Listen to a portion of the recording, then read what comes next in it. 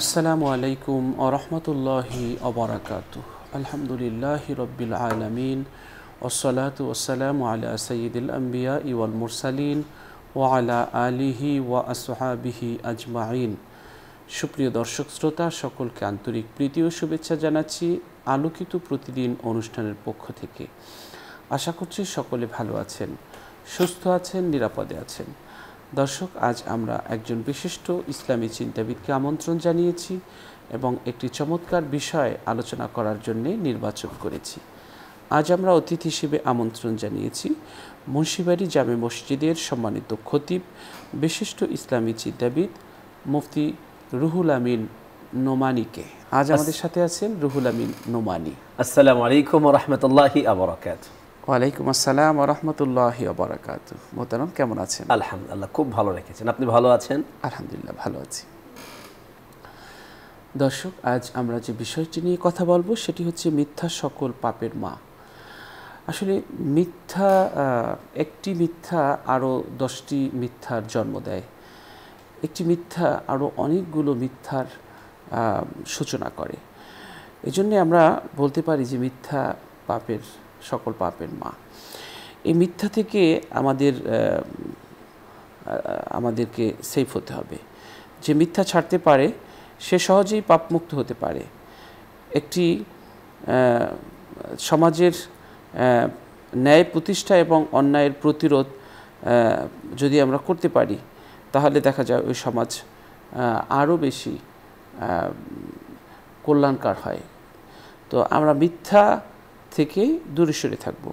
হযরত আলী রাদিয়াল্লাহু তাআলা আনহু থেকে বর্ণিত, তিনি বলেন, নবী সাল্লাল্লাহু আলাইহি ওয়াসাল্লাম বলেছেন, তোমরা আমার উপর মিথ্যা আরোপ করো না, কারণ আমার উপর যে মিথ্যা আরোপ করবে সে জাহান্নামে যাবে। বুখারী শরীফের হাদিস।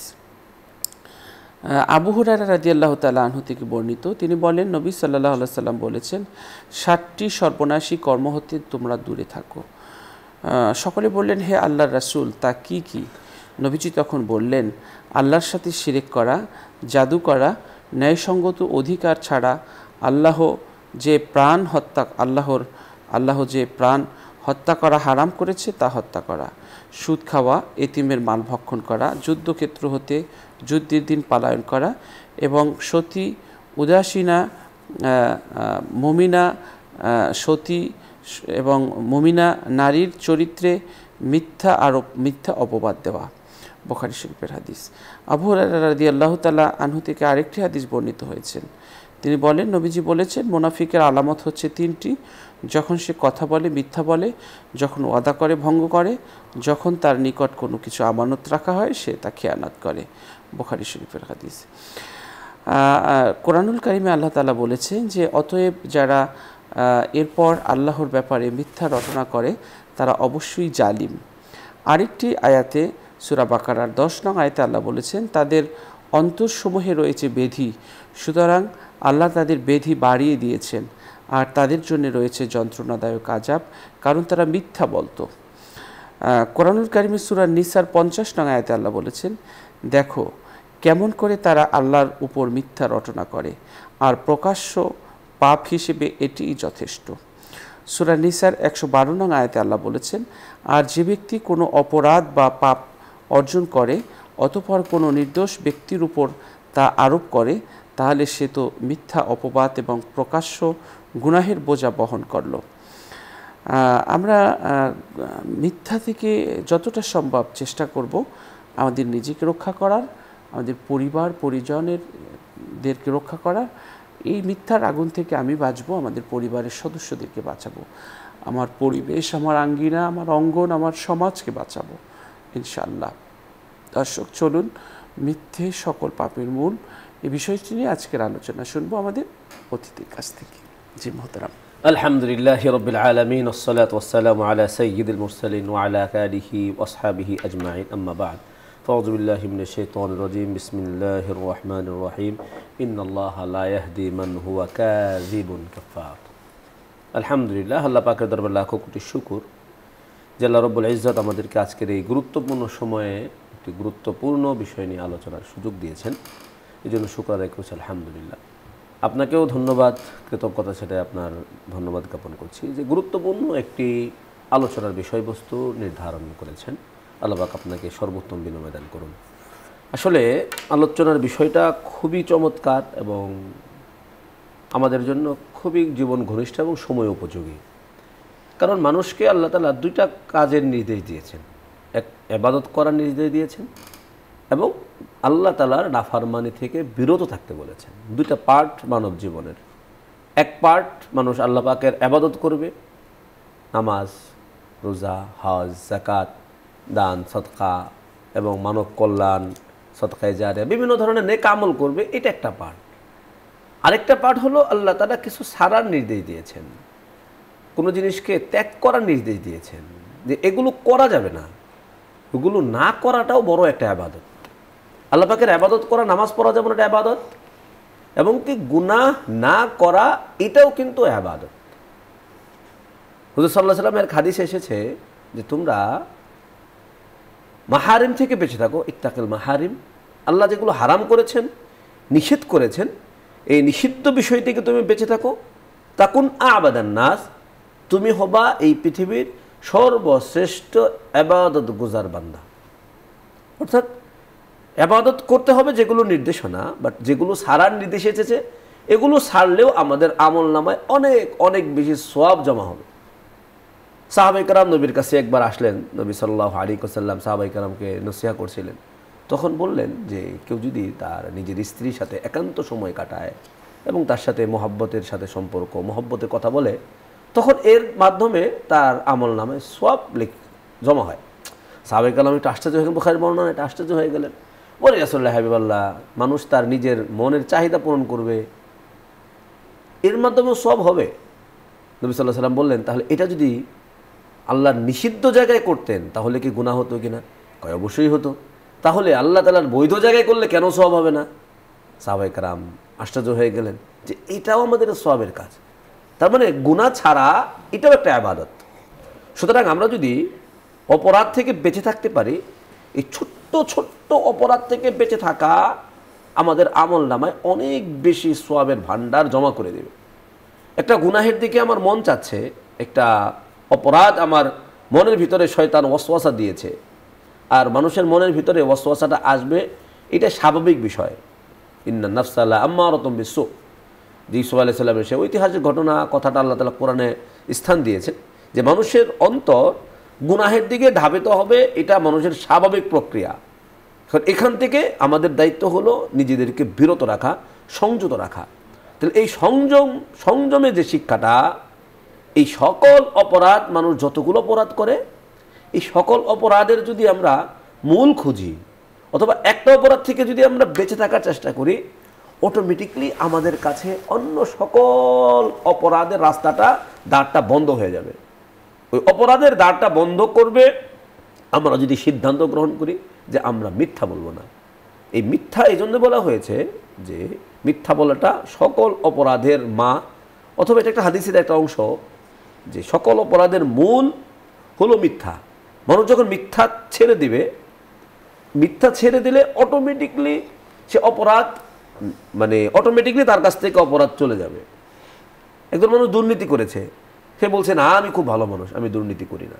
তখন সে মিথ্যা বলা ছেড়ে দেবে যে না, দুর্নীতি করলে আমাকে স্বীকার করতে হবে। জাস্ট একটা সিদ্ধান্ত যদি গ্রহণ করি আমরা যে আমরা মিথ্যা বলবো না, তাহলে দেখবেন শত অপরাধ আমাদের কাছ থেকে বন্ধ হয়ে যাবে। তা আপনি ঘুষ গ্রহণ করছেন, নিঃসন্দেহে অপরাধ এটা। আপনি যদি সিদ্ধান্ত নেন যে এই ঘুষটাকে না, আমি ঘুষ খাই না, আমি হাদিয়া নিয়েছি, জাস্ট আপনি এটাকে প্রসেসটা চেঞ্জ করে দিলেন, ভিন্ন শব্দে প্রয়োগ করছেন, তাহলে মিথ্যা বললেন। যদি সিদ্ধান্ত নেন আমি সব গুনাহ করবো কিন্তু মিথ্যা বলবো না। একজন জিজ্ঞাসা করেছে, ভাই আপনি কি এটা করেছেন? এখন তো সত্য বলতে হবে, না করি নাই। এখন যদি আমি সত্য বলি তাহলে সবার সামনে লজ্জিত হব। এটা বড় কোনো অপরাধ করেছে, অনেক অপরাধ আছে, একদম মারামারি করেছে, দুর্নীতি করেছে, একদম পুরা একজনের উপরে সে হত্যা করেছে। সত্য কথা বলতে গেলে সে ধরা খেয়ে যাবে, মিথ্যার আশ্রয় নেওয়া যাবে না। যদি এই সিদ্ধান্ত কেউ গ্রহণ করে তাহলে অটোমেটিকলি তার জীবন থেকে সকল অপরাধের ধারটা বন্ধ হয়ে যাবে। এই জন্যই বিষয়বস্তুটা খুবই সময় উপযোগী। আমরা যদি এই কথাটাকে সিদ্ধান্ত হিসেবে গ্রহণ করতে পারি এবং কোরআন সুন্নাহর আলোকে আল্লাহ তাআলা যেভাবে আমাদেরকে মিথ্যা না বলার প্রতি উৎসাহিত করেছেন এবং মিথ্যা ছেড়ে দেওয়ার প্রতি উদ্বুদ্ধ করেছেন, কোনোভাবে মিথ্যা বলা যাবে না। যে সমস্ত নির্দেশনাগুলো দিয়েছেন সেগুলো যদি আমরা বুঝি, হৃদয়ঙ্গম করতে পারি, হৃদয় স্থান দিয়ে আজকের এই প্রোগ্রাম থেকে একটা সিদ্ধান্ত নিতে পারি যে আমার জীবনে আমি আর কখনো মিথ্যা বলবো না, তাহলে ইনশাআল্লাহ এই এক সিদ্ধান্ত আমাকে দুনিয়া ও আখিরাতে আমাকে সফলতার দ্বার পর্যন্ত, জায়গা পর্যন্ত পৌঁছে দেবে ইনশাআল্লাহ। আল্লাহ তাআলা কোরআন হাকিমের মধ্যে সূরাতুল জুমার সহ অনেক, আপনি কয়েকটা আয়াত এবং হাদিস শুনিয়েছেন দর্শকদেরকে, এগুলোকে যদি আমরা সমন্বয় করি তাহলে আল্লাহ তাআলা বলে দিয়েছেন যে আল্লাহ তাআলা মিথ্যাবাদীকে রাস্তা দেখাবেন না। ইন্নাল্লাহা লা ইয়াহদি মান হুয়া কাযিবুন কাফার, যে আল্লাহকে যে অস্বীকার করে এবং যে ব্যক্তি মিথ্যা বলে, এই মিথ্যাবাদীকে আল্লাহ তাআলা হক এবং সঠিক রাস্তা দেখাবেন না। হক এবং সঠিক রাস্তা দেখাবেন না মানে মিথ্যা বলতে বলতে অন্তরের মধ্যে একটা কালো দাগ পড়ে যায়।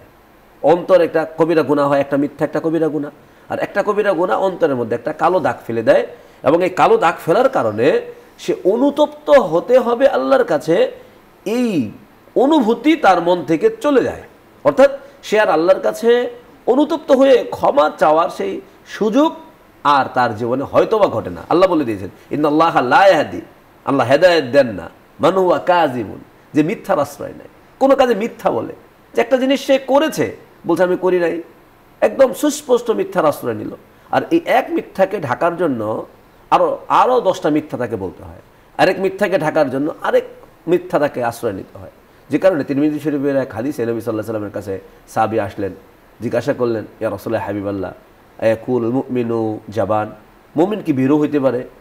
নবী বললেন হ্যাঁ হতে পারে, ভীরু যুদ্ধের ময়দানে সে যেতে পারছে না, তার ভিতরে ভয় কাজ করছে, এটা হতে পারে। সাহাবী আবার জিজ্ঞাসা করলেন আয়াকুল মুমিনু বাখিলান, একজন মুমিন কি কৃপণ হইতে পারে কখনো? হুজুর সাল্লাল্লাহু আলাইহি ওয়াসাল্লাম যেহেতু হাদিস আছে আস-সাখিয়্যু হাবিবুল্লাহ, একজন দানবীর দানশীল আল্লাহর বন্ধু, সাহাবী کرام জিজ্ঞাসা করলেন ইয়া রাসূলুল্লাহ আয়াকুল মুমিনু বাখিলান, মুমিন কি কখনো কৃপণ হইতে পারে? নবী বললেন হ্যাঁ হতে পারে, হ্যাঁ নাম হতে পারে। সাহাবী আবার জিজ্ঞাসা করলেন আয়াকুল মুমিনু কাযিবান ইয়া রাসূলুল্লাহ, মুমিন কি কখনো মিথ্যাবাদী হইতে পারে?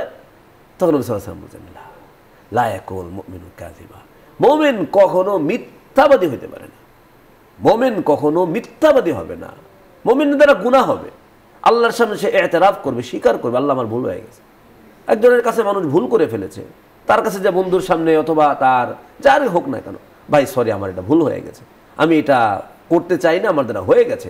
কিন্তু মুমিন কখনো, নবী সাল্লাল্লাহু আলাইহি ওয়াসাল্লাম হাদিস অনুযায়ী মুমিন কখনো মিথ্যাবাদী হইতে পারবে না। মুমিনের জবান থেকে কখনো মিথ্যা কথা বের হবে না, কারণ আল্লাহ তাআলা নিজেই সত্যবাদী, কুনু মা সাদিকিন, আমাদেরকে সত্যবাদীদের সাথে থাকতে বলেছেন। এবং আম্বিয়া আলাইহিস সালামগণের কাছে যে বার্তা পাঠিয়েছেন আল্লাহ তাআলা, যে সমস্ত নির্দেশনাগুলো আসমানি বাণীগুলো পাঠিয়েছেন, পৌঁছিয়েছেন, উম্মার কাছে নবী রাসূলগণ যথাযথভাবে পৌঁছিয়েছেন, বিন্দু মাত্রও মিথ্যার আশ্রয় গ্রহণ করেননি। কোন আম্বিয়া আলাইহিস সালামের জীবনীতে এটা পাওয়া যাবে না যে ওনারা কখনো কোনো দিন মিথ্যার আশ্রয় গ্রহণ করেছেন, মিথ্যা কখনো বলেননি। হযরত ইব্রাহিম আলাইহিস সালামের যখন সেই মূর্তিগুলোকে উনি ভেঙে ফেললেন, সবগুলো ভেঙে ফেলেছেন, তারা যখন এসেছে, আসার পরে জিজ্ঞাসা করেছে যে ইব্রাহিম এটা কে ভাঙছে? তো ইব্রাহিম আলাইহিস সালাম আশ্রয় নিতে পারতেন মিথ্যার, যে আমি ভাঙিনি, অমুকে ভেঙেছে, অমুকে ভেঙেছে, কোনো আশ্রয় না নিয়ে কোরআন আল্লাহ তাআলা আয়াত নাজিল করে জানিয়েছেন আমাদেরকে যে এই বড়টাকে জিজ্ঞাসা করো। হিসাব করে দেখেন উনি কিন্তু মিথ্যার আশ্রয় নিলেন না, মিথ্যা বললেন না, যে বড়টা ভেঙেছে সেটাও বললেননি, স্পষ্ট করলেন যে তোমাদের বস এখানে দাঁড়ানো আছে, তুমি কি করো? একে জিজ্ঞাসা করে দেখো কে কি করছে।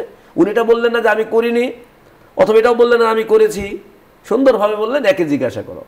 মিথ্যার আশ্রয় গ্রহণ করলেন না এবং ওনার জবান থেকে মিথ্যা বের হলো না। নবী রাসূলগণ এবং প্রিয় নবী সাল্লাল্লাহু আলাইহি ওয়াসাল্লামের কাছে ওই যুগে যখন পুরা সমাজ ব্যবস্থাটা আপনার বর্বরতার যুগ, সকলে জোর যার মুল্লুক তার, এক কথায় বলতে গেলে সকল প্রকারের অপরাধে অপরাধী, ওই সময়ও প্রিয় নবী সাল্লাল্লাহু আলাইহি ওয়াসাল্লামের নাম হলো আল আমিন, মানে উনি বিশ্বস্ত, উনি সত্যবাদী, সাদিক আল মাসদুক, যিনি সত্যবাদী, এবং সকলে ওনাকে সত্যবাদী হিসেবে মেনে নিয়েছেন। মানে যখন সবাই মিথ্যা বলে, মিথ্যাটা যখন একটা ট্রেডিশন হয়ে গেছে, মিথ্যাকে মানুষ একটা স্বাভাবিক বিষয় বলে মেনে নিয়েছে। রাস্তায় আসছে, রাস্তার মাঝখানে আছেন উনি, হয়তোবা মনে করেন এখনো অনেক দূরে, ফোনে কথা হচ্ছে, ভাই কোথায় আছেন, এই তো আর মাত্র 2 মিনিট লাগবে, অবলীলায় মানে কোনো দোকানের টেনশন ছাড়া একটা কবিরা গুনাহ করে ফেললাম। আমি আছি এখনো হয়তোবা উত্তরা, আমাকে আসতে হবে এই জায়গায়, ফোন দিয়ে জিজ্ঞাসা করা হলো, আমি বললাম যে ভাই এই তো আমি এয়ারপোর্ট পার হয়ে গেছি, অথবা অমুক জায়গায় আছি, অথবা আমার সামনে পুরা রাস্তা ফাঁকা, আমি বললাম ভাই জ্যামে পড়ে গেছি, জাস্ট একটা কজ দাঁড়া করানো, অথচ এটা আমরা অবলীলায় করে ফেলছি। এটা মিথ্যার আশ্রয়, এটা মিথ্যা, মারাত্মক রকমের মিথ্যা এটা। এমনকি আপনার সন্তান, বাবা হিসাবেও আমরা অনেক সময় মিথ্যার আশ্রয় নিই। সন্তান আমাকে জিজ্ঞাসা করলো বাবা আমার এটা প্রয়োজন, অথবা আমার সামর্থ্যও নাই, অথবা আমার ইচ্ছা নাই, আমি সন্তানকে বললাম বাবা ঠিক আছে আমি তোমাকে অমুক দিন এনে দিচ্ছি, অমুক সময় দিচ্ছি, সন্তান আমার জন্য অপেক্ষা করছে, অথচ আমি যত সময় তার জন্য সেটা নিয়ে আসলাম না, হাদিসে আসছে এটাও মিথ্যার আশ্রয়, এটাও মারাত্মক মিথ্যা। এবং এই সন্তানের সাথে এতটুকু মিথ্যা বলাও হাদিসে হারাম এসেছে। এমনকি ইমাম বুখারী রাহিমাহুল্লাহ, বুখারী শরীফ তো কোরআনের পরে হাদিসের জগতে সর্বশ্রেষ্ঠ গ্রন্থ হিসেবে আমরা ওলামায়ে কেরাম ফোকায়ে কেরাম মূল্যায়ন করেছেন সেটাকে। ইমাম বুখারী রাহমাতুল্লাহ প্রায় কয়েকশো কিলোমিটার পার হয়ে হাদিস সংগ্রহের জন্য গিয়েছেন, হাদিস সংগ্রহের জন্য গিয়েছেন।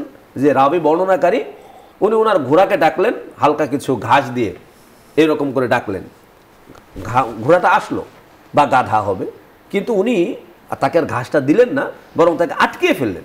ইমাম বুখারী রাহমাতুল্লাহ এই 100 কিলোমিটার বা 1000 কিলোমিটার সফর করে যায়, সেখান থেকে হাদিস গ্রহণ না করে উল্টা রাস্তা ধরলেন। সবাই আশ্চর্য, এত কষ্ট করে আসলেন হাদিস নেবেন, অথচ আপনি উল্টা রাস্তা ধরলেন। উনি বলেন যে একটা পশুর সাথে মিথ্যার আশ্রয় নিতে পারে, যে একটা পশুকে মিথ্যা প্রলোভন দেখাতে পারে, ওই লোকের কাছ থেকে আমি নবীর হাদিস গ্রহণ করতে পারি না। দেখেন ফুকাহে কেরাম এবং মুহাদ্দিসিনে কেরাম মিথ্যাকে কত বেশি ঘৃণা করতেন। হাদিসে আসছে নবী সাল্লাল্লাহু আলাইহি ওয়াসাল্লাম এই জন্য খুব সতর্কভাবে বলেছেন আমাদেরকে যে আয়াতুল মুনাফিকে সালাসা, এটা প্রসিদ্ধ হাদিস, সকল হাদিসের কিতাবেই আছে এটা, যে একজন মুমিনের মুনাফিকের 3টা সিফাত, আয়াতুল মুনাফিকে সালাসা, 3টা বৈশিষ্ট্য। 1 নম্বর ইদা হাদাসা কাযাবা, যখন কথা বলে তো সে মিথ্যা বলে, যখন সে কথা বলে তখন সে মিথ্যা বলে, সে সত্য বলে না, সত্য বলে না, মিথ্যা বলে। সুতরাং এটা মুনাফিকের আলামত, মুসলমানের ইমানদারের বৈশিষ্ট্য এটা হতে পারে না। আর এক হাদিসে নবী সাল্লাল্লাহু আলাইহি সাল্লাম বলেন যে বান্দা, একটা মানুষ মিথ্যা বলতে থাকে, একের পর এক মিথ্যা বলতে থাকে, এক সময় এমন হয় যে আল্লাহর কাছে ওই ব্যক্তির নাম কাযযাব হিসেবে, মিথ্যাবাদী হিসেবে লেখা হয়ে যায়। আল্লাহর কাছে একটা খাতা আছে, আমাদের প্রত্যেকেরই বৈশিষ্ট্য সেখানে লিপিবদ্ধ করা আছে, ইন্ডিভিজুয়াল, প্রত্যেক পার্সন টু পার্সন আল্লাহর কাছে কি আছে, আমাদের নামে একটা একটা করে খাতা আছে, যেখানে আমার বৈশিষ্ট্য, আমার কর্মকাণ্ড ফেরেশতা আছেন তারা লিখে রাখেন, আল্লাহর কাছে আছে। প্রত্যেক ব্যক্তি যেমন আলাদা আলাদা, প্রত্যেকের হিসাবের খাতাও আলাদা, এবং কি আল্লাহর কাছে একা একা একা একা উপস্থিত হতে হবে। ওয়াতিহি ইয়াউমাল কিয়ামতি ফারদ, আল্লাহ বলেছেন এটা, যে কিয়ামতের দিন প্রত্যেকেই আল্লাহর কাছে ইন্ডিভিজুয়াল একা একা উপস্থিত হবে, একা একা উপস্থিত হবে। তাহলে আমার জন্য আলাদা খাতা আছে, আমার অপরাধ মিথ্যা বলতে বলতে আমি অবচেতন মনে কোনো প্ল্যান ছাড়া এমনি হাসির ছলে মজার ছলে আমরা মিথ্যা বলতে বলতে আমাদের নামগুলো কিন্তু মিথ্যাবাদী হিসেবে কি হয়ে যায়, লিপিবদ্ধ হয়ে যায়। এই জন্য সিদ্ধান্ত গ্রহণ করতে হবে আজকের এই প্রোগ্রাম থেকে, হাসির ছলেও মিথ্যা বলা যাবে না, হাসির ছলেও না, যে জাস্ট এটা একটা মিথ্যা, আমি হাসি মজাক করে বলেছি। তো নবী সাল্লাল্লাহু আলাইহি সাল্লামের জীবনী দেখেন, আমরা দেখি যদি যে মজার ছলেও ওনার জীবনে কখনো কি আসে নাই, মিথ্যা আসে নাই। এক সাহাবী, মহিলা সাহাবী আসলেন নবীর কাছে, আয়েশা বলতেছেন যে উনি জান্নাতে যাওয়ার সুসংবাদ শোনার জন্য, বা জান্নাতে যাবেন, আল্লাহর কাছে নবীর কাছে বয়ান শুনতে আসছে। নবী সাল্লাল্লাহু আলাইহি ওয়াসাল্লাম বললেন এই বৃদ্ধা মহিলা কোথায় যাবে না, জান্নাতে যাবে না। এখন বাহ্যিকভাবে তো মহিলা শুনে কান্না শুরু করে দিয়েছে, এইটা কেমন কথা, আমি বৃদ্ধ মানুষ জান্নাতে যাব না, মানে খুব কান্নাকাটি শুরু করে দিয়েছে। নবী সাল্লাল্লাহু আলাইহি ওয়াসাল্লাম বললেন আহা, জান্নাতে যাওয়ার সময় তুমি বৃদ্ধা থাকবা না, মানে জান্নাতে বৃদ্ধ মহিলা যাবে না, মানে তুমি জান্নাতে যখন প্রবেশ করবা তখন তুমি বৃদ্ধ থাকবা না, বরঞ্চ আল্লাহ তাআলা যুবতী অবস্থায়, যুবক অবস্থায় আমাদেরকে জান্নাতে কি করবেন, ইন্না আনশাআনাহুন্না ইনশাআ ফাজআলনাহুন্না আবকারা, আমি প্রত্যেককেই বাকের অবস্থায় এবং যুবক অবস্থায় তাদেরকে জান্নাতে প্রবেশ করাবো। তাহলে মজা তো আমাদের স্বাভাবিক বিষয়, আমাদের জীবনে আনন্দ, হাসি, কান্না, মজা থাকবে, এটা অস্বাভাবিক কিছু না। কিন্তু একজনের সাথে মজা করতে গিয়ে আমি তাকে একটা মিথ্যার আশ্রয়, ধোকার আশ্রয় নিয়ে তার সাথে মিথ্যা বলতে হয়। আরেক সাহাবী আসছেন নবীর কাছে, আমাকে একটা বাহন দেন, আমি এক জায়গায় যাব, বাহন চাইতে এসেছেন। বাবুল মেজা আছে তিরমিজি শরীফের হাদিসে, বিভিন্ন হাদিসের কিতাবে হুজুর সাল্লাল্লাহু আলাইহি ওয়াসাল্লামের মজার অধ্যায় আছে, কিন্তু মজার ছলেও কখনো মিথ্যা বলেছেন এরকম কোনো বর্ণনা নাই। নবী সাল্লাল্লাহু আলাইহি ওয়াসাল্লাম ওই সাহাবীকে বললেন ঠিক আছে এক একটা উটের বাচ্চা দিয়ে দাও। তো সাহাবী কয় রাসূলুল্লাহ, আমি আপনার কাছে চাইলাম হলো উট বাহন হিসাবে, আপনি উটের বাচ্চাতে আমি কী করবো, এটা কবে বড় হবে আর কবে আমি সফরে যাব? আরে উটের বাচ্চা, ও বড় উট তো কোনো না কোনো উটের বাচ্চা। হুজুর সাল্লাল্লাহু আলাইহি ওয়াসাল্লাম ওই সাহাবীর সাথে কী করলেন? আনন্দ করলেন, মজা করলেন, তবে মজার মাঝখানে মজার ছলেও মিথ্যার আশ্রয় নিলেন না। তাহলে মিথ্যাটা মজার ছলও বলা যাবে না, মিথ্যাটা হাসির ছলও বলা যাবে না, মিথ্যাটা আমার সন্তানের সাথেও বলা যাবে না, মিথ্যাটা ঘুরিয়ে পেঁচিয়ে আরেকজনে বুঝছে ভিন্ন এরকমভাবেও কি করা যাবে না, মিথ্যার আশ্রয় নেওয়া যাবে না। এমনকি মিথ্যা তো হাদিসে, মুসলিম শরীফে হাদিসে এসেছে, মিথ্যা কতটুকুকে মিথ্যা বলে, হুজুর সাল্লাল্লাহু আলাইহি ওয়াসাল্লাম বলেন কাফা বিল মারই কাযিবান আইয়ু হাদ্দিসা বিকুল্লি মা সামিআ। এই মূলনীতিটাও আমাদের মিথ্যার জন্য, মিথ্যা বলা থেকে যারা বাঁচতে চায়, এটাকেও তাদেরকে খুব বেশি খেয়াল রাখা জরুরি। সেটা হলো যে একটা মানুষের জন্য মিথ্যাবাদী হতে গেলে এতটুকুই যথেষ্ট যে সে যা শুনেছে যাচাই বাছাই ছাড়া ওই তথ্যটা আরেকজনের কাছে পৌঁছে দেয়া, এতটুকুই তার মিথ্যাবাদী হওয়ার জন্য যথেষ্ট। কাফা বিল মারই কাযিবান, মিথ্যাবাদী হওয়ার জন্য যথেষ্ট। আইয়ু হাদ্দিসা, সে বর্ণনা করে দিবে বিকুল্লি মা সামিআ, যে যা শুনেছে।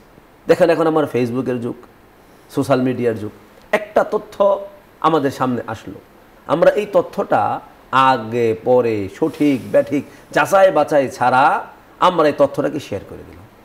অথচ এই তথ্যটা বিশুদ্ধ কোনো সনদে আসে নাই, বিশুদ্ধ কোনো তথ্যের ভিত্তিতে সোর্স আমাদের জানা নাই, সঠিক কিনা ব্যাঠিক সেটাও আমরা জানি না। আমি বর্ণনা করে দিলাম, আমি শেয়ার দিয়ে দিলাম, এটা একটা তথ্য এসেছে, বাস শেয়ার করে দিলাম। আমার কাছে যদি 1000 ফ্রেন্ড লিস্টে লোক থাকে, 1000 মানুষের কাছে গিয়েছে, 5000 থাকলে 5000 মানুষের কাছে গিয়েছে, তাহলে আমি এই মিথ্যা তথ্যটা 5000 জনের কাছে পৌঁছে দিলাম। ওনারা যদি আরও 50 জন আমার এই তথ্যটা পেয়ে শেয়ার করেন, তাহলে এই 50 জনের কাছে আরও কত হাজার মানুষের কাছে যাবে।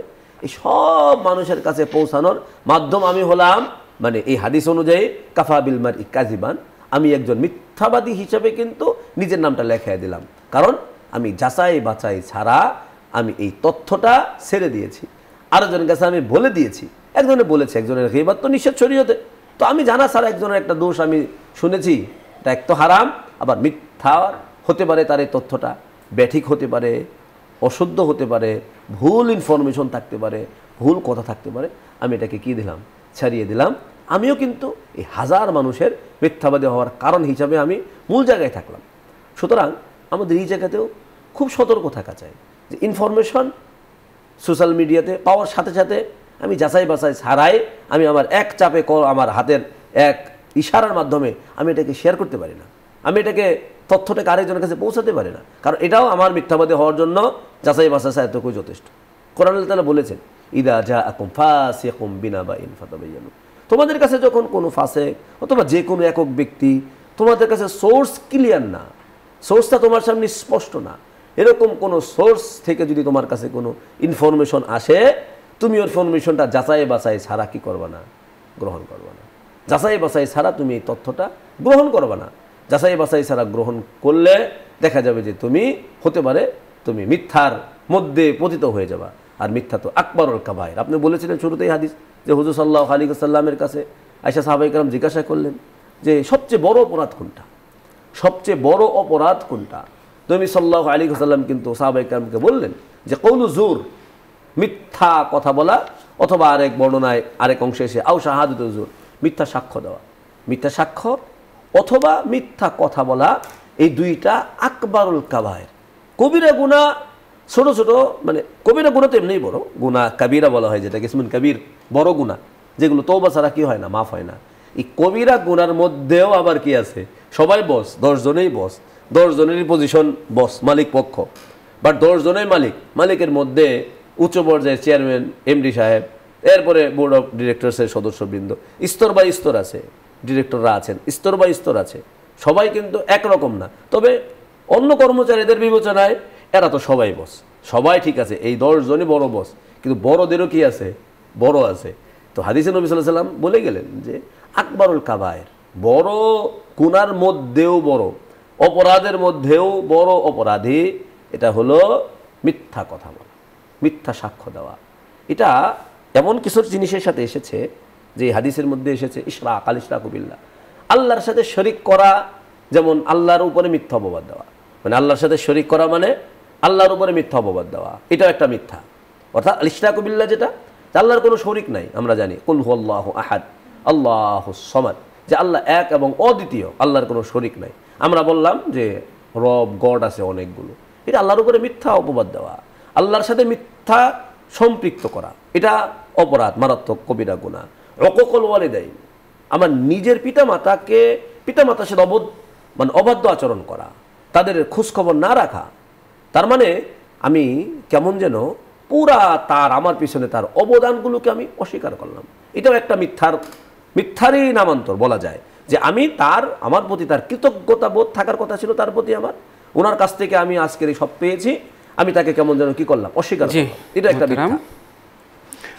আসলে বিষয়টা এত বিস্তৃত যে মানে কথা বললে শুধু বলতেই মনে চায়।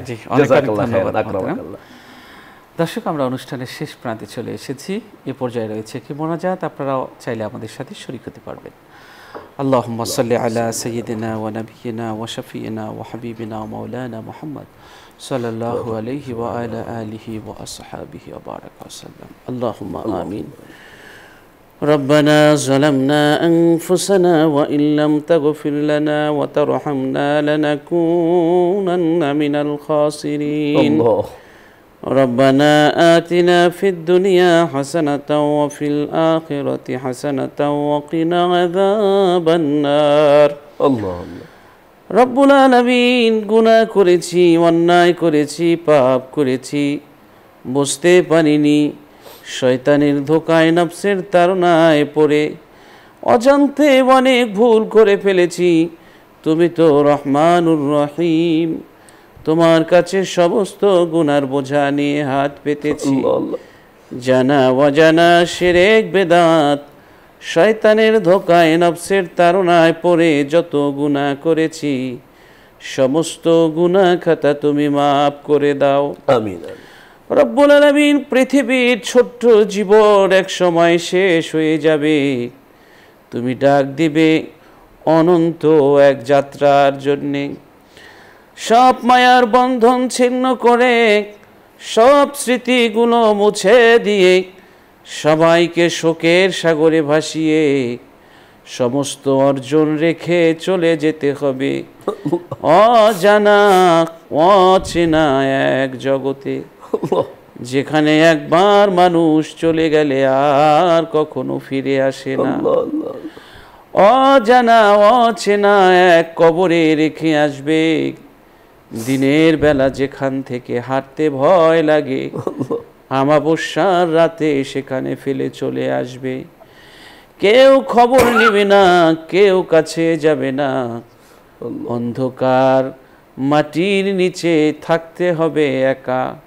রব্বুল আলামিন, কবর বড় কষ্টের জায়গা, তাই তোমার কাছে ফরিয়াদ, মুমিন মুসলমান না বানিয়ে তুমি মৃত্যু দিও না, কবরে ডাক দিও না, কবরে নিও না। খাঁটি মুমিন মুসলমান বানিয়ে আল্লাহ, তারপর তুমি আমাদের মৃত্যু দিও। আল্লাহ তাআলা, আমরা তো ফকির, আমরা তো অভাবিক, আমরা তো দুর্বল, আমরা তো অসহায়, আমরা তো কমজোরি। তোমার কাছে এসেছি গো আল্লাহ, তোমার রহমতের ভান্ডার আমাদের জন্য তুমি খুলে দাও।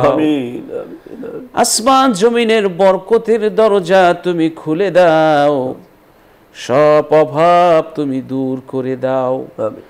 সংসারে সুখ শান্তি দাও, মনে সুখ শান্তি দাও, সমাজে সুখ শান্তি দাও। আমার দেশ, এই দেশের মানুষের অন্তর ভরা ভালোবাসা দাও। জমিন ভরা ফসল দাও, নদী পুকুর খাল ভরা মাছ দাও। সুখ শান্তি সমৃদ্ধি দিয়ে আমাদের বাংলাদেশকে তুমি ভরে দাও গো আল্লাহ।